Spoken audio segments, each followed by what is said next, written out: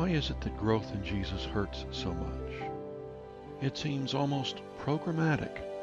We start our life in Jesus excited and happy, and then God starts to work on us.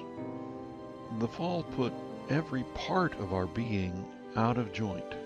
And in much the same way that putting a dislocated finger back into place is excruciating, when God starts putting our whole beings back into joint, making us creatures who can enjoy union with Him, it hurts much more intensely than the pain of our disjuncture, which we're used to.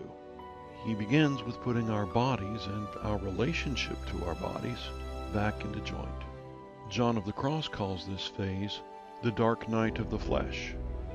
In this phase, God does whatever He needs to do to help us bring our bodies back under our control so that we are no longer controlled by our bodies.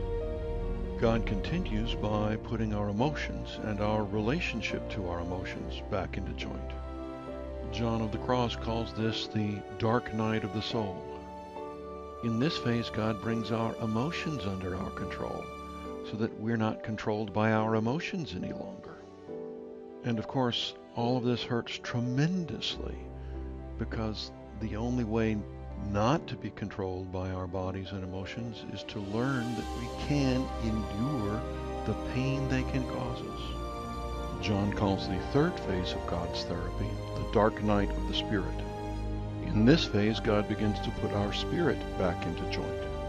It's the final phase before we reach an experiential union with God. If you want more detail on this topic, you can get a free ebook with that detail and answers to 15 other questions about prayer by contacting support@helpwithprayer.com.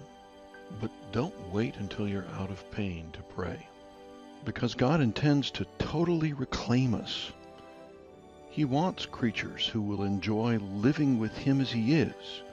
He wants creatures He will enjoy living with.